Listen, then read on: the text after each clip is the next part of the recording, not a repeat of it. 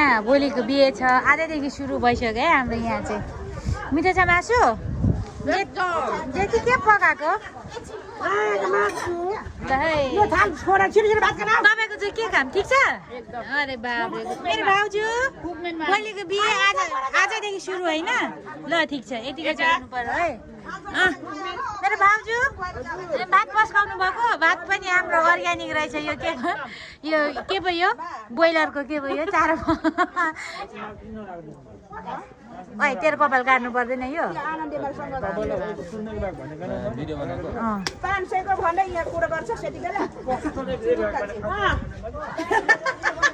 एल्साकामा ठिक छ ल पाकेको पक्का म बिहे गर्छु नि के छ मेरो हुनु नसकेको बेना फेरि म त योमा हालिदिन्छु नि ल यता पाक्ने कार्यक्रम तपाईँलाई मैले सेयर गरेको हेर्नु चाहिँ हुँदैन लाइक गर्नुहुन्छ होइन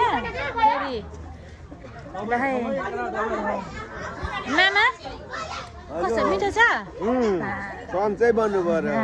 अस्तिको बिहे सक्यो फेरि अर्को बिहेमा भेट भयो नि मामा के गर्नु र यस्तै छ फेरि भेट हुन्छ अब त भेट हुँदैन होला अहिले त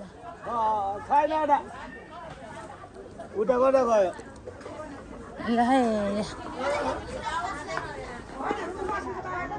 के खानुभएको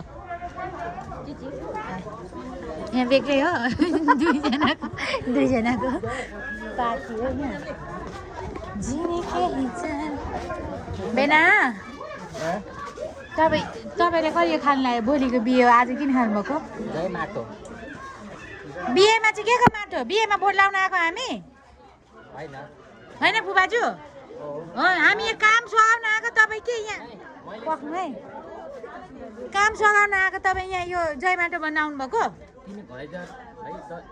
प्रोग्राम गर्नु आएको जस्तो लाग्यो कि त्यही भएर जय माटो भनेको अगाडि बढ आउट फ्रम हियर ब्लडी नसेन्स पुरा बिगाइछ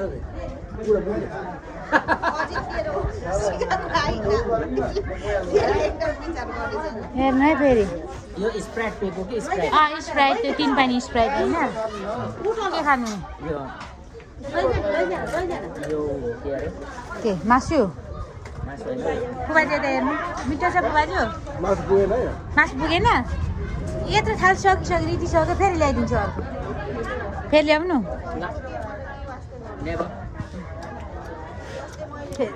फेरि लिएर खानुभयो भने ल त्यसरी गुड काम गर्दैछु चिसो खोज्दैछ यो म्यादी हो खासै हो यता म्यादी प्रहरी हो तपाईँ तपाईँले खानु ल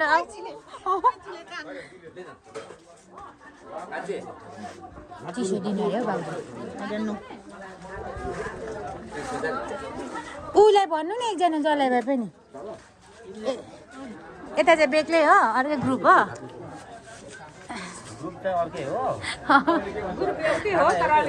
ए खाना चाहिँ एउटै हो बाजे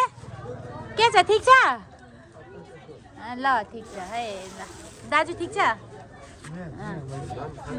कसको बिहे अरे दाजु हाम्रो धेरै उमेर गएको हाम्रो दिदी बिहे खानु पाए खुसी लाग्यो है खुसी त हुनु पर्यो नि होइन हाम्रो अब उमेर जस्तो मान्छेको हुँदैन एउटा फुट हेरेर मान्छे आउँछ नि हो आउनै पर्यो नि त विषय त्यहाँ बस्छ हो त मिठो होइन यतिको चाहिँ हुनु पर्यो रमा त्यति हो मिठो छ